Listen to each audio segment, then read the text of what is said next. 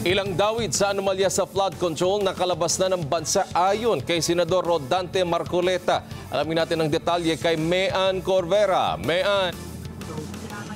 Nakalabas na umano ng bansa ang ilan sa mga idinadawit sa anomalyang flood control project sa bansa.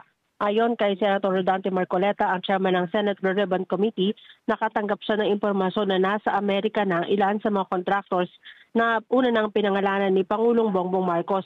Paglilinaw niya, hindi sila maituturing na tumakas at hindi naman sila maaring pigilan ng komite, lalo't wala pa namang kinakaharap na kaso.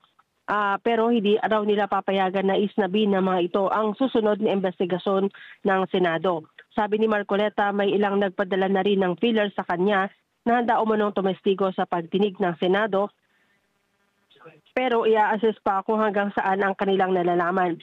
Kailangan niya niyang alamin muna kung gaano kalawak ang hawak nitong impormasyon at ituturo ba ang mga posibleng kasabwat at kung magtatapat ng buong katotohanan. Pinag-aaralan naman ani ng Blue Ribbon Committee na magsagawa ng pagdinig tuwing Huwebes o Biyernes kung kailan walang sesyon ang Senado para hindi limitado ang kanilang oras sa mga investigasyon. Narito ang bahagi ng pahayag ni Senator Rodante Marcoleta. Hindi, wala kaming makita kasi nga nasa ibang bansa, so hindi namin malaman kung ano isasagot na. Pero may representative sila. Ang problema lang, may capacity ba na i-represent naman sila, lalo na sa mga tanong na very crucial. So, maaari namin silang ipa-aresto eventually. Mga dalawa na lang naman yata tayo.